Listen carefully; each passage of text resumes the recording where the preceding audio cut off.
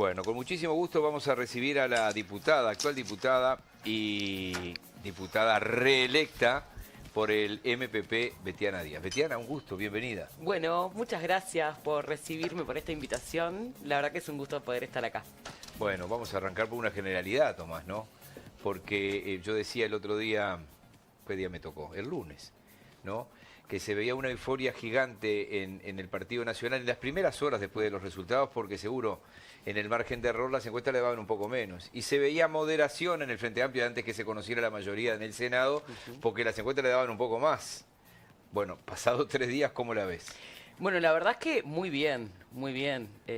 Un Frente Amplio que creció, que es el partido que más creció entre la elección anterior y esta. Y además, bueno, también como militante política, esa remontada que hicimos en el 2019 del balotaje de 10 puntos, hoy nos deja, obviamente, que este resultado en una mejor situación, en una situación donde parece ser un poco más llano el camino. Una remontada de 8 puntos, ¿no? Sí, más 8, o menos 9, de 8 o 9 de 39 puntos. a casi Sí, 47. sí. Pero bueno, en el entorno de que crecimos muchísimo, ¿Lo están viendo ¿no? lineal? ¿Así lo estás viendo lineal como que va a pasar lo mismo? Sí, porque además veo un Frente Amplio mucho más proactivo en el territorio, con un mejor vínculo con las organizaciones sociales, barriales, gremiales, de todo tipo, ¿no?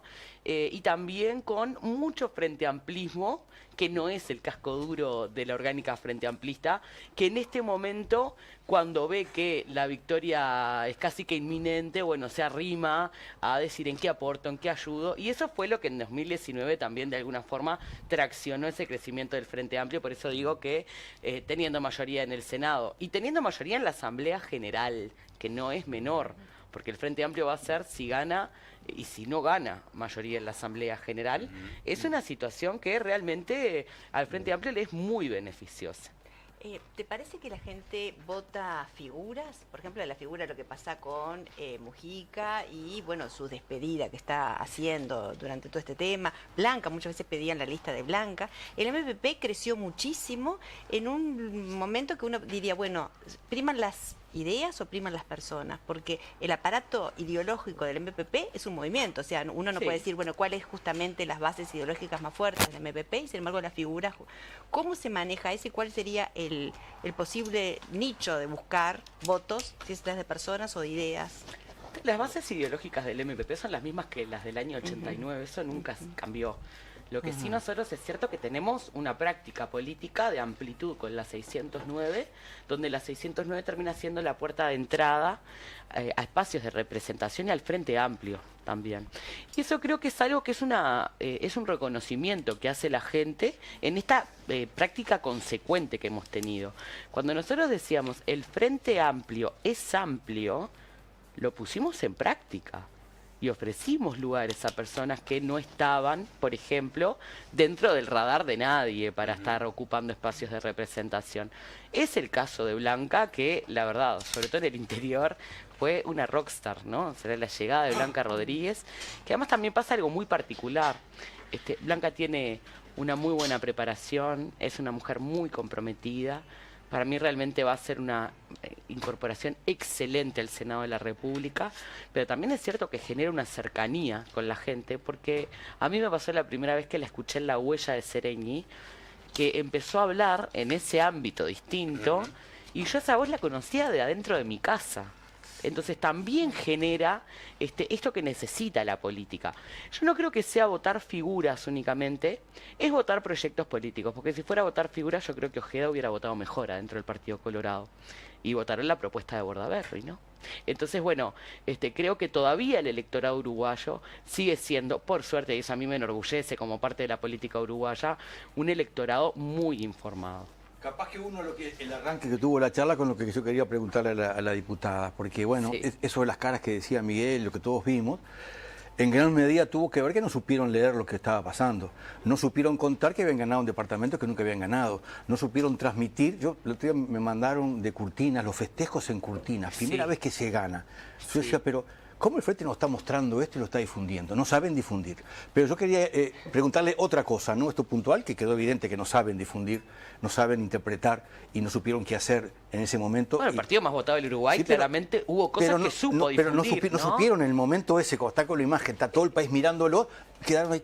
Quedaron ahí. Ese quedaron momento ahí, fue preliminar quedaron ahí, también, quedaron eso ahí. no se Bueno, conocía. piénselo y asuma realmente. la crítica. Yo le quería preguntar lo no, siguiente. pero no es una cuestión de asumir la crítica. Sí, para mí o eso fue un no es una error, cuestión de un asumir la yerro crítica total. o no. ¿Cómo nos están difundiendo Es que una ganaron cuestión de que en ese en 12 momento departamentos? los festejos de Curtina no los estábamos Pero viendo, ¿cómo obviamente no están que no. diciendo ahora Porque que- había gente mi parada amiga, desde las 7:30 de la tarde mi amiga, en el NH Columbia. Están insistiendo con el banderazo del domingo, que está muy Sí, bien. claro y no que están sí. insistiendo que ganaron en 12 departamentos del Obvio interior. que sí, sí, eso es parte del Pero no lo vi en la discurso del publicidad. Frente Amplio. Yo le quería preguntar lo siguiente. Ustedes, si yo no me equivoco, protagonizaron más de 1000 reuniones en todo el país, en lo previo, Sí, unas donde salió en el programa. 1200 Y más allí o menos. hubieron como... ¿Cuántas fueron en total? Unas 1.200. 1200, más de 1000, Sí. ahí está. Por lo que tengo entendido, hubieron como 3 ejes de críticas. Uno tuvo que ver con que se habían un poco apartado la gente, habían perdido ese contacto. Otro tuvo que ver con lo que estábamos hablando recién. No supieron informar y cuando informaron muy mal. Y lo tercero tiene que ver que perdieron los vínculos con los movimientos sociales, gremiales, fuera de lo partidario. En las 3 áreas, que estas críticas se las marcó mucha gente, ¿qué van a hacer concretamente No, en la caso que crítica- ganen? La crítica de romper el lazo con el movimiento Que estuvo fría la relación, social, que no nos fue lo bueno. plantearon los movimientos Por sociales, eso. pero no la mayoría. Pero- La mayoría nos planteó problemas, como problemas principales, no haber podido, por ejemplo, con la política de empleo y con la política de seguridad. Bueno, en lo Y concreto, además ¿cómo van a también cambiar con la estas política 3 cosas? asistencial ¿Cómo van a del Mides? cambiar esto que reclamaron estos movimientos sociales? Algunos, dice usted, Sí, no todo. no la gente todos. que reclamó esta cosa y la desinformación que fue evidente. Bueno, es que lo cambiamos. Si uno sigue la trayectoria del Frente Amplio en todo este tiempo, estas 1.200 reuniones nos puso en condiciones de no solo tener la mejor interna de la historia del Frente Amplio, sino además esta votación que nos deja en una excelente base. Cuando uno ve los votos válidos, eso sube un poquito más. Ahora está en el segundo escrutinio, pero sube a 46, ¿no?, de los votos válidos. Entonces, realmente es una posición de cara a un balotaje donde el Frente Amplio sigue siendo el partido favorito de los uruguayos y de las uruguayas. ¿Y eso de qué habla? De que en realidad entre 2019, que partimos de una base de un 38% y tuvimos que remontar casi que hasta un 48, 49, bueno, ahí en realidad lo que hubo fue un diálogo abierto con la sociedad y yo creo que ahí ayudó mucho la incorporación de Fernando Pereira en la presidencia del Frente Amplio, la planificación que hicieron con Gustavo Leal y con todos los equipos que asistieron a la mesa política para esta gira del Frente Amplio Te Escucha. Después volver a la devolución, la gira por Uruguay, donde volvimos con cada una de esas gremiales y con cada una de esas organizaciones a decirle a la gente, mira, te escuchamos. Este es el documento síntesis y además con eso tener una base de elaboración de la propuesta. Porque cuando uno revisa las bases programáticas del Frente Amplio, en realidad con lo que se encuentra es con que las problemáticas y las medidas de urgencia y acciones prioritarias que están allí, en realidad son parte de lo que escuchamos en el territorio, ¿no? Está incorporada, por ejemplo, una dimensión que es la de la territorialidad, que es algo que yo creo que uno aprende de los errores también, ¿no? El Frente Amplio, mucho tiempo durante el gobierno, generó políticas desde Montevideo hacia todo el país. Algunas fueron excelentes y muy buenas, y otras no tanto. Y también es cierto que a veces nosotros llegamos con un paquete de acciones que en realidad de repente para la gente de esa localidad no pasaban por sus urgencias, ¿no? Y yo creo que entender que el desafío que tiene la política hoy es hablar de los problemas cotidianos de las personas y resolver las urgencias de hoy, es importantísimo, porque cuando esto no está en la agenda de los partidos políticos, en realidad la gente empieza a sentir que la política le queda lejos y vemos fenómenos donde esto sale muy mal. Pero por otro lado, yo creo que la política de comunicación del Frente Amplio sí fue un debe, eso está clarísimo, sobre todo de la comunicación interna muchas veces. Eso debilitó lo que fue la salida hacia afuera, y además también es cierto que particularmente en el último periodo tuvimos grandes dificultades en términos del estancamiento económico, de la pérdida de empleo, de una situación de seguridad que venía agravándose, pero que obviamente hoy es muchísimo peor. Y bueno, y creo que el Frente Amplio hizo una autocrítica que está publicada en la página del Frente Amplio, porque también es cierto que uno escucha por ahí a mucha gente exigiéndole autocrítica al Frente Amplio. El Frente Amplio es un congreso de autocrítica, un plenario, lo publicó ese documento, está disponible para toda la ciudadanía y además le incorporamos esa autocrítica dentro de nuestras bases programáticas, ¿no? Entonces yo creo que sí, que obviamente que la comunicación interna y la comunicación hacia afuera fue algo de lo que tuvimos que aprender. Tomás. Después de esta primera vuelta de las elecciones se genera otra vez, aparecieron nuevos indecisos otra vez, ¿no? Hay gente que hoy está pensando, voto a Delgado o voto a Orsi, y de esa gente seguramente va a depender el resultado electoral. Entonces, ¿tú qué le dirías a la gente? Votar al Frente Amplio, porque ¿cuáles serían las medidas que hacen que el Frente Amplio es muy diferente a lo que me ofrece la coalición? Bueno, el Frente Amplio en primer lugar es el partido que le da gobernabilidad al Uruguay. En primer lugar porque no va a haber nada en este Parlamento que no se decida sin el Frente Amplio. Y además tenemos una experiencia acumulada en el caso de Yamandú Orsi de la seguridad. Yamandú es el sello para los acuerdos nacionales. Por ejemplo, lo que ha venido haciendo en Canelones, ¿no? No todos los municipios de Canelones son del Frente Amplio. Y sin embargo, Yamandú ha logrado articular y ha logrado negociar muy bien, a tal punto que incluso para los fideicomisos se tuvo que involucrar hasta el propio presidente de la República para que sus socios en el territorio no lo voten, ¿no? O sea, siempre poniendo las prioridades de la gente en el centro. Y eso es algo que este gobierno no ha logrado hacer y por eso entiendo que no es buena la continuidad. ¿Por qué? Porque cuando se habla de los grandes acuerdos nacionales, yo voy a poner un ejemplo, ¿no? Algo que se repite y se repite. Se dice, por ejemplo, que el Frente Amplio se retiró de la mesa de los acuerdos de seguridad. Claro, porque no es la forma de generar acuerdos ese clima. Y porque el Frente Amplio tiene un acumulado y ejemplos de sobra de cómo en realidad ha podido ser el único partido en el último tiempo y en el último, en la última historia, el tiempo de la historia, en generar los acuerdos nacionales necesarios. Por ejemplo, la ley marco de defensa con el debate nacional de la defensa convocado por Tabaré Vázquez, una ley marco de defensa que nadie cuestiona, donde participó desde el sistema político hasta las Fuerzas Armadas y la sociedad civil, el propio PIT-CNT. Ahí también, por ejemplo, tuviste la ley del marco regulatorio de la política energética, un gran acuerdo nacional que hoy nos pone a la vanguardia en el mundo. Diálogos por la seguridad social, donde participó todo el mundo también. Es decir, el único partido que en estos últimos 20 años fue capaz de generar acuerdos para solucionar los problemas de la gente fue el Frente Amplio. Y por eso es necesario que el Frente Amplio no solo tenga la mayoría en la Asamblea General como la logró a través de las urnas, sino que tenga una conducción del Poder Ejecutivo. Me gustaría saber tu impresión personal sobre el caso Lustenberg y los hechos de último momento. Le ponemos en contexto a la gente rápidamente que Delgado dijo que en temas de infancia, si él gana, que Lustenberg tendría que ser la que estuviera a la cabeza de eso por todo lo que ha hecho. Y bueno, Lustenberg contestó que no participaría de la cosa, dijo que era demagogia. Y bueno, y Da Silva, Sebastián Da Silva dijo que bueno, que un elogio lo toman, en fin. Simplemente esos 30 segundos de contexto porque de repente no todo el mundo sabe de qué estamos hablando. Yo creo que eso evidencia varias cosas. Una es la ausencia de cuadros para la gestión efectiva de políticas públicas en infancia que ha tenido este gobierno, ¿no? Porque incluso con buenas intenciones y creando la partida de buena infancia fueron incapaces de gestionar bien para que la pobreza infantil no siguiera en aumento. De hecho, el gobierno lo reconoce. Si ustedes ven los discursos de la última rendición de cuentas, no la anterior, la última con incremento de gasto, la creación del Fondo de Infancia, que privatiza la toma de decisiones para la asignación de fondos de la partida de primera infancia, se da con un Iván Posada diciendo, es verdad, son malos gestores, no se ha podido gastar los fondos, no hemos sabido qué han hecho con la plata, y por eso entonces crear una persona pública no estatal. Entonces, ¿a quién van a ir a buscar para que gestione de este gobierno, de la continuidad, si realmente el presente ha sido fatal en ese sentido?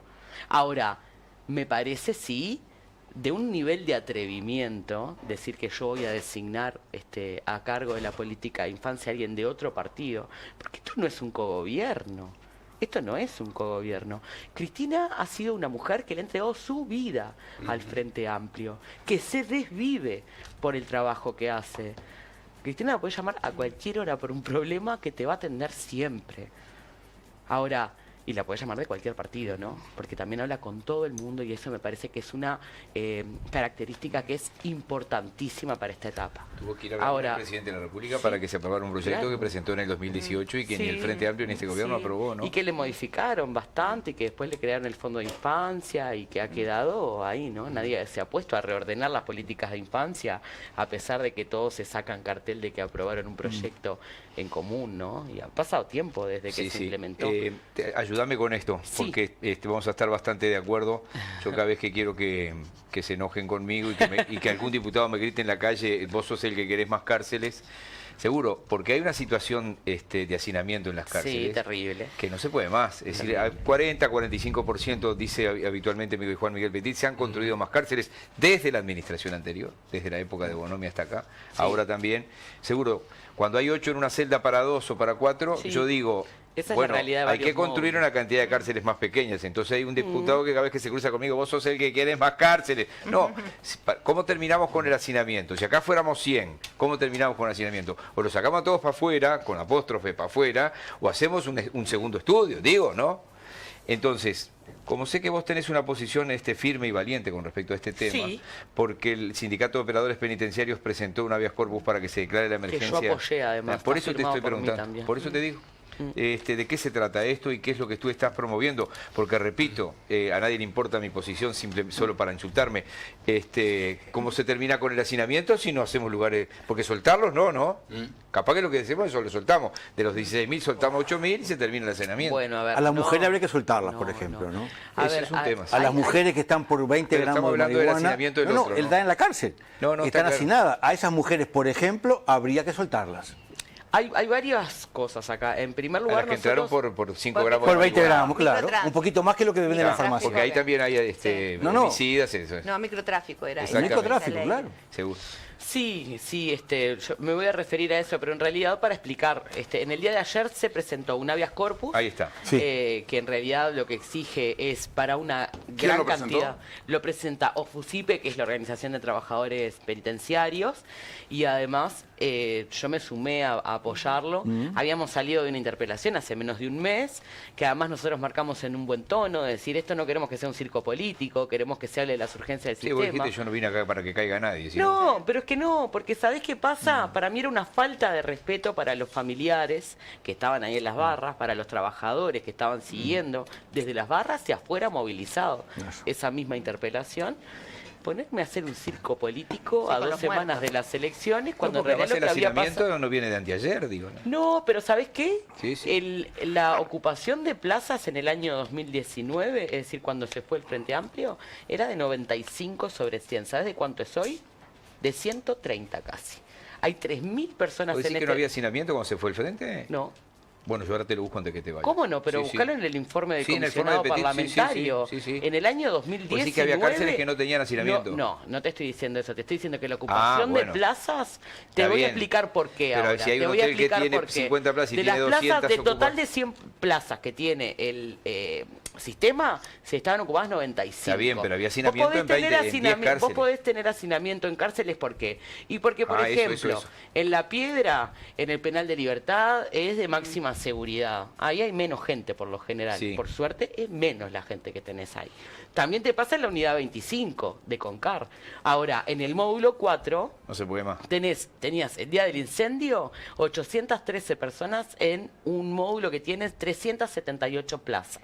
Te pasa lo mismo en el módulo 11, que estuvieron 9 meses sin patio en algunos sectores, porque yo fui y me lo contó la gente, no lo saqué de ningún informe. Sí, y además después hubo gente durmiendo en el patio hace unos años, ¿te acordás cuando otro incendio que dormían porque rompieron todos los... ¿Se acuerdan de eso? Rompieron todos los pabellones y dormían en el patio de no sé cuántos meses. La justicia le ordenó cerrar módulos al Ministerio del Interior y los cerramos.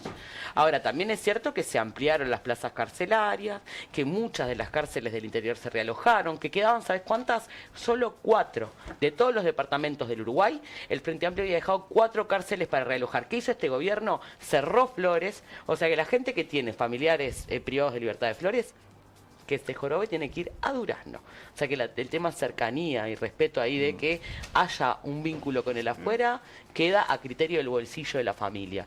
Después hizo Artigas, que se inauguró el día del incendio de Concar, el 25 de septiembre, y además hace 2 años Tacuarembó. Quedaba 33, no hay un ladrillo de la cárcel de 33. Es decir, a ver, el gobierno del Frente Amplio hizo muchísimo. Hizo la cárcel público-privada, ¿no? También que la Juan Miguel PPP. Petit siempre repite cada vez que puede que hicieron una cárcel gigante que no existe en el mundo, que hay que hacer cárceles chicas y no tan gigantes. Bueno, sí, claro, Concar tiene 5.200 personas. Yo odio esto que estoy haciendo, lo que pasa es que como no hay está debates en este bien, país, yo está tengo que... bien, a mí me parece bien. Digo, y me parece... odio decir que tirar cosas arriba de la mesa. Pero porque... debatámoslo, porque me parece importante, porque la gente no tiene noción de que el sistema carcelario es una de las grandes bombas de tiempo que tenemos arriba de la mesa. 100% de acuerdo. Lo que pasa es que cada vez que yo hablo de cárcel y vos decís, ¿qué querés para los presos? No, quiero que se rehabiliten. Yo estoy en contra, sí, Miguel, te digo, si a mí me preguntás, y bueno, ideológicamente, estoy en contra del paradigma de más plaza, más preso, más, que es como interminable, ¿no? Porque además la cárcel hoy nos cuesta carísima, y tiene unos resultados pésimos realmente, cada vez peores. Ahora, es cierto que algo tenés que hacer. Porque están a 3 meses de asumir si tenés... Yo para mí ya está el referéndum, pero el referéndum en la segunda vuelta, pero esto lo digo yo. Y después si tengo que decirme, pero como lo dije hace 2 meses en la radio, digo, hace 2 meses lo dije, porque lo dije en la tanda. Cierren las consultoras, muchachos. Lo dije en la tanda, Lucich, dice, como decía Miguel recién, digo, no, te lo dije en la tanda. O sea, y bueno, pero si querés te lo digo al aire, y lo dije al aire. Y Miguel tiene un club de fans, mirá, que lo apoya. No, eso me toma el pelo. Nosotros tenemos algunas medidas de urgencia eso es lo que te iba a para decir. ¿Qué se hace 3 entonces? meses, 4 meses, cuando estemos asumiendo, que en realidad tienen que ver con, ya se subió al carro, en primer y sí, yo creo que vamos a asumir el gobierno también, si no, ¿cómo voy a encarar medidas una campaña? entonces a partir de marzo. Medidas, en primer lugar, aumentar la dotación de personal. Eso es fundamental, porque hoy con 1.200 operadores penitenciarios para 16.000 personas privadas de libertad no hay posibilidad de hacer ningún tipo de abordaje socioeducativo, ¿no? Este gobierno no solo, además, recortó en eso, sino que transformó vacantes de cargos de educación en cargos policiales de Guardia Republicana. Ahora, también es cierto que la policía que está dentro de las cárceles es la misma que está reclamando que no se puede seguir trabajando así, con 2 personas para cuidar en la noche un módulo entero. Policías que te dicen, quedamos con 1.000 personas, un policía en la noche. O 3, pero eso viene de hace años, pero de hace 10, 15 sí, años. Lo que pasa es que también hoy tenés otros problemas. No, digo porque eso los sí que viene de sindicatos hace 10, policiales 15 lo pueden denunciar gracias a que el habría Frente que pagarle Amplio el le dio triple al voz a las funcionario policías policial. No habría que pagarle el triple al que va Habría a que cuidar tener la una cárcel. contemplación especial. Porque viste que se anotan, no de se anota nadie. reconocerle la insalubridad a los trabajadores, eso lo venimos planteando. Claro. Y además también, por ejemplo, que tengan un seguro de vida como tiene la policía, los penitenciarios, ¿no? Lo otro, tener un programa específico de salud mental. ¿A vos te parece que no es una locura pensar en que no tienen que tener un abordaje de personas Pero que obvio, que viven... A ver, ¿Se le la hace una abstinencia policía... compulsiva de un día para el otro? Y la policía, además, lo otro que pasa, que la policía que trabaja en cárceles hace el régimen semana a semana. O sea, viven adentro de la cárcel en las mismas condiciones tan que las presos personas como privadas de ellos. libertad. Sí, obvio. Entonces, ahí tener un abordaje de la salud mental. Después tratar de erradicar los problemas que tiene este sistema, que para el resto de la sociedad se erradicaron, pero que para las cárceles no. Cosas que parece que a la gente le quedan muy lejos, pero la circulación comunitaria de tuberculosis, más del 60% de las muertes que hay en cárceles son por enfermedades infecciosas. Y lo otro es el acceso, obviamente, a salud, que es un problema. Ahora en Concar se está construyendo un hospital penitenciario, que yo estuve recorriendo la obra hace 2 meses y realmente yo creo que va a ser algo muy bueno, porque Concar es como una ciudad, ¿no? Claro. Tiene más población que algunas localidades del Algunos pueblos. interior. Una ciudad, sí, no tenga 5.200 duda. personas, hoy debe haber más. Y también un combate al analfabetismo que hay adentro de las cárceles. Miren que es brutal, que son estos problemas que vos decís, no los ven así tan marcados en ningún otro lado. Es que pusiste 2 variables, hablaste del analfabetismo y hablaste también de que los operadores penitenciarios tienen que ser de educación, ¿no? Y tienen que haber estrategias, porque parece antipático poner dinero en las cárceles. Dice, la gente puede decir, che, ¿por qué vas a poner en las cárceles cuando hay otras prioridades de infancia, cuando hay prioridades de jóvenes, cuando hay prioridades de las jubilaciones? Por eso Sin yo digo que ella es embargo, valiente, lo pone claro. arriba de la mesa, porque si salen peor, digo que no solucionan Exacto, nada. ¿desde qué Claro. lugar se puede trabajar con, Ahí- una ahí- población ahí, que por ejemplo, que está carente de todo además y que hay una Eso es todo infantilización dinero, pero Pero además lo otro que te digo, el aumento de funcionarios va de la mano con la educación. Porque hoy, cuando vos vas a Concar, que tienen el polo de Udelar y tienen el programa Rumbos de UTU, hablas con los chiquilines que están ahí, pues son todos jóvenes, ¿eh? Sí, Son 18 a todos. 35. Sí, pero 35 es un viejo dentro de la cárcel. Sí, hoy. sí, sí, sí. O sea, menores de 24 la mayoría. Y eso se contrapone con la ¿No? represión, Pero- porque a veces se diría, bueno, el Frente Amplio está pensando siempre en la recuperación de las personas, pero no en la represión del Bueno, delito. déjame terminar la idea anterior. Cuando vos hablas con los hombres jóvenes, que son la mayoría que están ahí, que bueno, que además les sirve para redimir pena el estudio, ¿no? Que además es un estímulo extra para que hagan algo adentro de la cárcel. Una de las cosas que te plantean es que a veces interrumpen la trayectoria educativa porque no tienen quien los traslade, porque vos para moverte adentro de Concar o adentro de cualquier establecimiento carcelario, tenés que tener funcionarios. Lo mismo pasa con el acceso a la justicia. Hay veces que no pueden ir a una audiencia, que es fundamental para la vida de las personas, porque no tienen un móvil que los traslade, que se les muere un familiar afuera y tienen el derecho de ir a un velatorio y no hay un móvil que los traslade, que tienen un problema porque los hieren adentro en pelea y que no los atienden y que después terminan haciendo una sepsis y se mueren y es como una muerte casi que natural, pero el origen es... Estos no son problemas nuevos, se han agravado. Me quedé con el tema del dinero que te Se han planteaba. agravado porque tenés un problema enorme de saturación del sistema. El dinero y el hospital, que decías, la atención Sí. dentro de las cárceles. Vamos a recordar que penosamente somos el país de América que tiene más presos en proporción de habitantes. Y el número 10 en el mundo. En el mundo, es una ridiculez y no estamos más seguros. Pero bueno, No. Yo recuerdo cuando fui a acompañar a mamá al hospital de Ojos que vino una presa, nunca había visto un traslado, encadenada de manos y de pies. Manos y pies. Y 4 personas para el traslado, o sea, 4 funcionarios, más el chofer, más la unidad, más la nafta, más la inseguridad de todos los trabajadores que cada vez que pasaba eso cuentan que tienen miedo que vayan a rescatar a alguien, que Claro. pase algo. Eso también tiene un costo. Sí, claro. Esos funcionarios, ese Altísimo. traslado, todo eso también tiene un costo. A veces cuando decimos gastar, ahí se está gastando mal el dinero, Bueno, por ejemplo. nosotros planteamos invertir más en los programas de tratamiento, Claro. que es lo que no hay hoy. A ver, está probado científicamente, ¿no? Que las personas no se rehabilitan únicamente con trabajo y estudio, necesitan otro tipo de acompañamiento para salir. Entonces, hoy tenés, por ejemplo, presupuestados unos 53 psicólogos para 16.000 personas en el INR, donde la mayoría no hacen además una ejecución de programas de tratamiento, lo que hacen es evaluación de perfiles, de derivación, de análisis de si esa persona puede acceder o no a una libertad anticipada, oasis, ¿no? Pero no hacen otro tipo de tareas, intervención. Y lo otro que tú decías, Daniela, que me parece muy interesante, hay que invertir en bajar la reincidencia. Claro. Y para bajar la reincidencia, por ejemplo, para los agresores sexuales, tenés que tener un programa por el que pasen, que está diseñado, pero que este INR no lo puede implementar porque no tiene recursos humanos. Entonces, un delito que se puede bajar en la reincidencia no está siendo atendido. Hay más de 1.000 agresores sexuales en el sistema, los delitos sexuales han aumentado. Las denuncias también, estamos recordando recién el caso en de la esta interpelación chica planteaba... que se suicidó. Bueno, y en el caso de la interpelación nosotros planteamos una situación también que era el ingreso de menores a establecimientos carcelarios en visita a agresores sexuales, que no solo bajo un error administrativo uno vulnera los derechos de las infancias y adolescencias, sino que además también lo que pasa es que esas personas no están pasando por ningún programa de tratamiento para no reincidir el día que salgan. Entonces, invertir en la reincidencia nos va a bajar los costos del sistema. El doctor Henry Cohen no iba a encabezar un programa ahí con ACE adentro de las cárceles, vos que estuviste investigando esto. Es IPPL en realidad, y lo que es la atención de salud. A ver, eso tuvo grandes problemas de implementación, yo creo que además ¿No arrancó? también...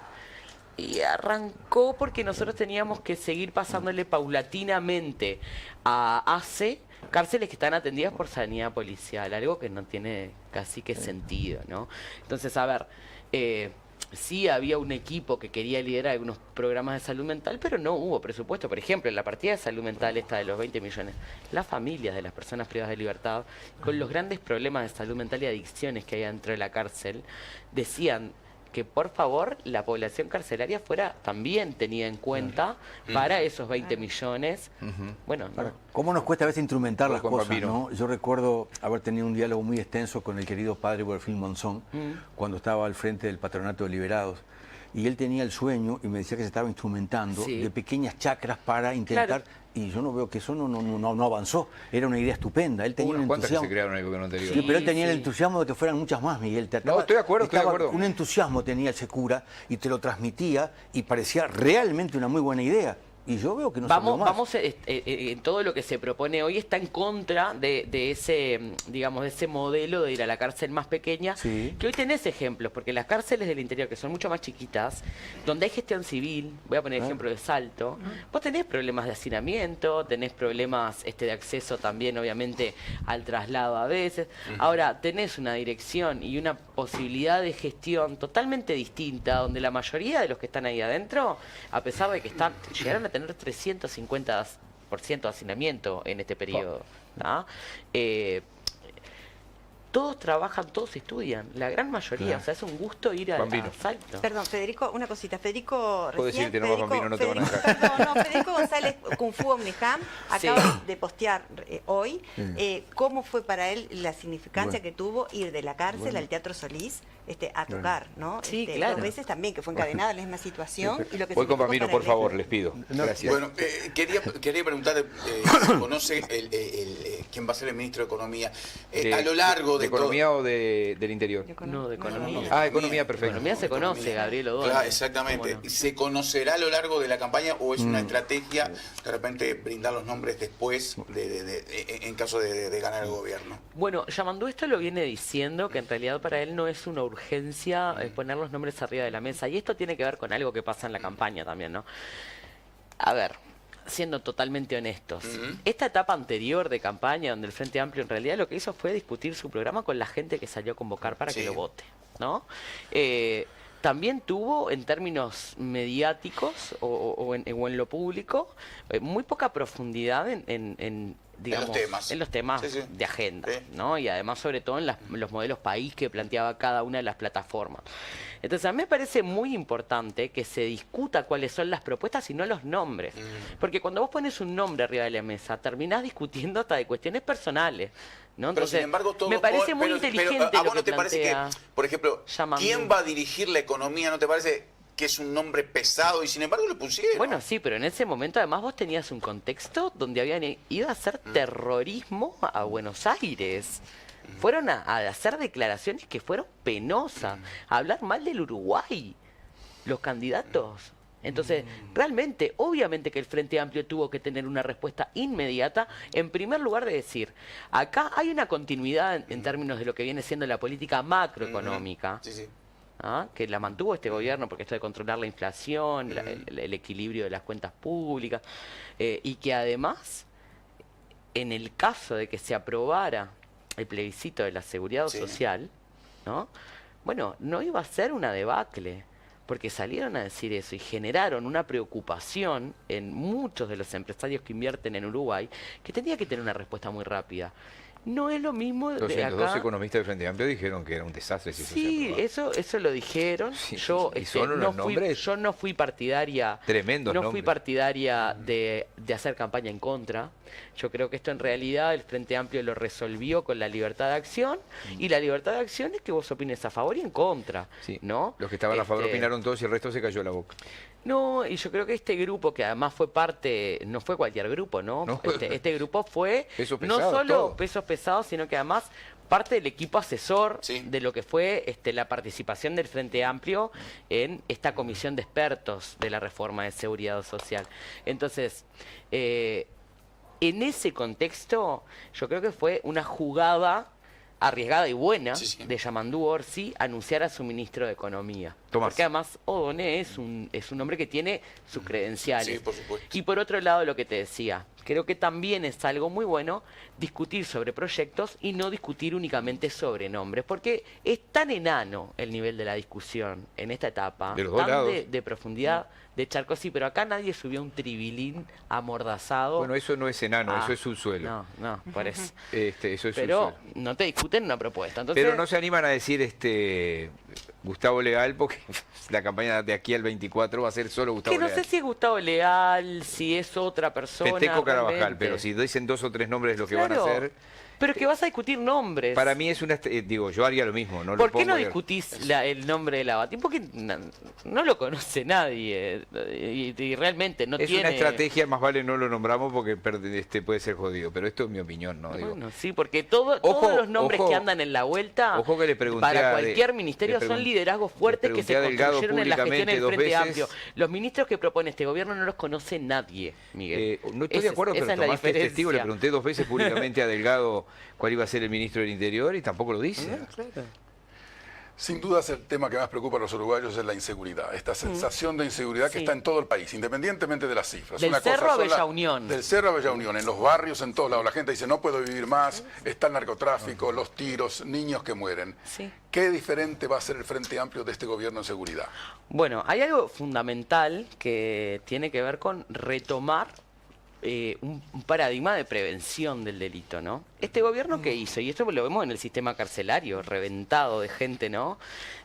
Actuar sobre los hechos consumados y reprimir el delito, pero no invertir en la prevención, que es mucho más que el policiamiento. Además de que este gobierno cambió las lógicas, ¿no? De ese policiamiento y de la presencia de la policía en el territorio con operativos de saturación cuando había zonas liberadas en los barrios, con estos operativos que muestra Martinelli, pero que después no hay una presencia de policía comunitaria que tenga otra predisposición para estar en el barrio. Y entonces nosotros, por ejemplo, parte de lo que estamos hablando es, para hablar de la seguridad, hay que hablar de la convivencia en los barrios. ¿Por qué? Porque tenés varios problemas, pero los problemas que tenés de seguridad hoy son tan complejos que no los podés abordar con una sola medida. Entonces, el programa Más Barrios que nosotros estamos planteando tiene que ver con tener un espacio público del que la gente se apropie. Tiene que ver con tener oferta académica y cultural. Uno recorre el Uruguay y no puede ser que sea un debe de los principales que tiene el Estado uruguayo, de que hay localidades enteras donde los chiquilines no tienen nada para hacer.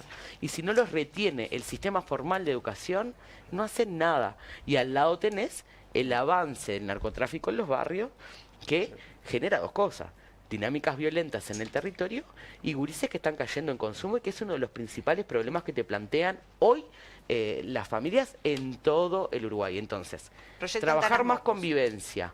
Medellín. Sí, tener más convivencia, tener más Estado y más acompañamiento, tener mejores respuestas en términos de lo que es la comunidad.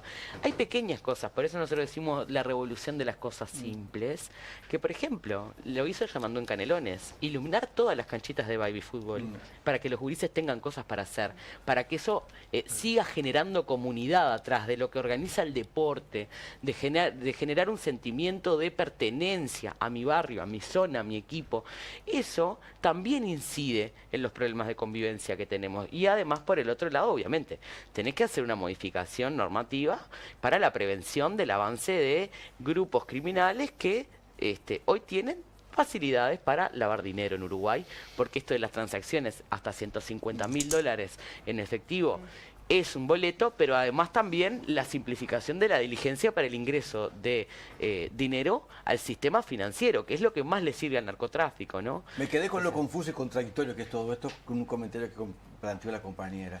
En momentos que ya están, nadie sabe bien haciendo qué, pero se han incorporado exdelincuentes a ayudar a la policía para prevenir no se sabe qué, en una cosa que nadie entendió qué es lo que están haciendo, pero ya están trabajando.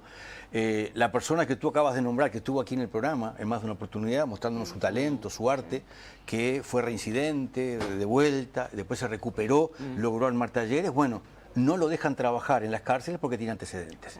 Él mismo ha denunciado lo absurdo que le prohibieron los talleres que él hacía con sus compañeros.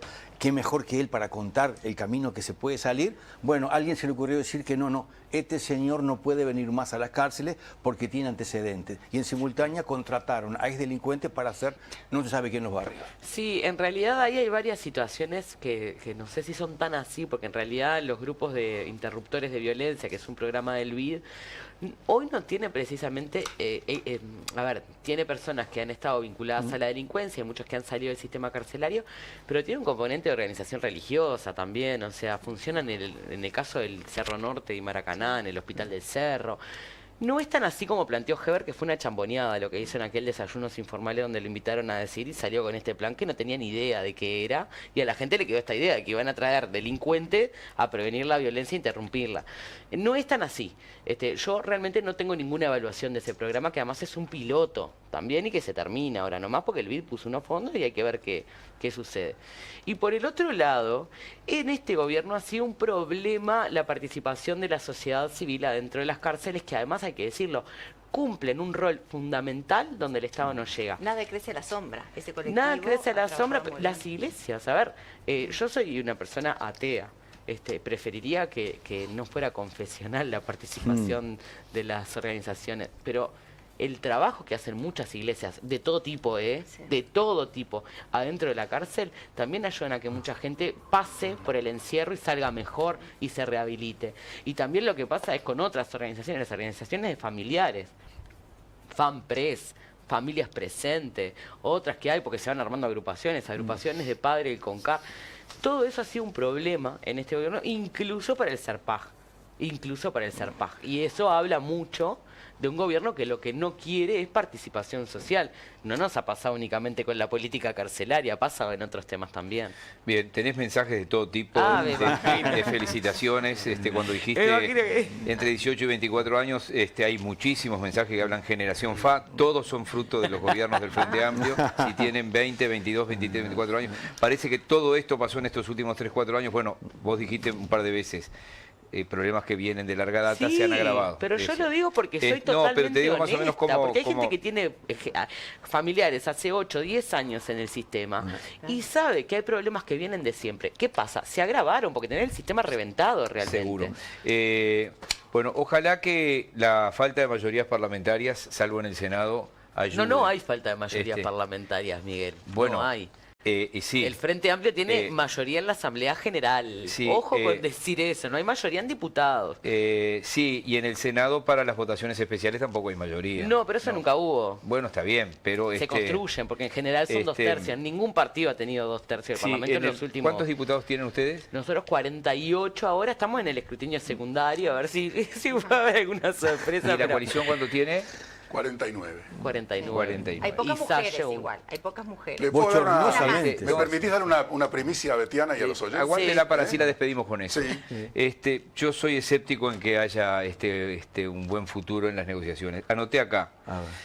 En Montevideo, Daniel Martínez sin Novik no hubiera logrado el fideicomiso y no hubiera logrado una cantidad de venidas que No, hizo, obvio. etcétera, etcétera. En Canelones, Orsi, Fue capacidad sin de la hablar con negociación de algunos dirigentes blancos y pedirles el voto, con algunos ediles blancos, no lo hubiera logrado. En Río Negro, Marla Fluff y en Rocha, Alejumpierre no lograron nada. El Frente Amplio ahí no les votó los fideicomisos. O sea, no sea cosa que te vaya muy bien, esto vale para Montevideo, que pasó con los blancos acá, no sea cosa que te vaya muy bien, no te voto. En Canelones no le votaron los blancos a Orsi tampoco el es verdad. fideicomiso, salvo 2 excepciones que le dieron los votos. Y en Río Negro y en Rocha, el Frente Amplio no les votó los fideicomisos. En español antiguo, jodete, y a otra, que se jode la gente, ¿no? Porque hay obras que no se hicieron. En fin, entonces, no soy muy entusiasta, pero te vamos a dar una primicia y te vamos a despedir. Pero por eso te digo que hay mayoría, no es el mismo caso. Porque vos tenés un mecanismo parlamentario que es como una suerte de cuarta cámara, que es la Asamblea General. Si vos no tenés un acuerdo, por ejemplo, en un proyecto de presupuesto que salió sin acuerdo de diputados, que fue al Senado y se modificó, que vuelve a la Cámara de Diputados y se rechaza, va a Asamblea General. La última palabra la va a tener el Frente Amplio, por eso digo que la gobernabilidad de este país la da un gobierno del Frente No, y Amplio. uno supone que lo que yo estoy diciendo es... Sí, yo también, pero bueno. Pero ojalá que se puedan ¿Para qué negociar, porque quiero si no, no hay- conocer, no hay quiero política. conocer la La primicia. primicia? A ver. Guarda. Si el Frente Amplio es gobierno Sí. y quisiera hacer una nueva ley de seguridad social, tiene los votos en el Senado y en la Cámara de Diputados. Seguramente, porque Salle apoyó el plebiscito. Hoy lo dijo. Sí. ¿Qué dijo Salle? Estoy Que dispuesto a gracias apoyar. las vacunas... Una reforma. Estoy dispuesto. Una reforma de la Saya, seguridad ustedes recuerdan social. que en Sobró fue el único candidato a la presidencia quien sobró. quien No, sobró. Vega también. Bueno, pero y tuvo 60.000 votos. Bueno, Saya Yo en el otro día Sobró. lo discutíamos con Alberto. En Asamblea algunas también zonas, sobró. algunas listas del Frente Amplio venían con en algunos barrios. Está bien, pero él en Sobró. Él mostró, ahí era. Sí. Orsi no en Sobró y Delgado no en Sobró. Él dijo, Asamblea aquí estoy. sobró también. Sí, El pero- 26 de marzo. está bien, pero... Ok, Y el Están PP. los votos para la reforma de Bueno, la seguridad depende de la social. reforma que propongan. Bueno, claro, Sí, claro, sí. claro. Bueno, pero estoy diciendo... Betiana, un gusto como siempre. Pues seguimos. Muchas gracias. Que No, pasen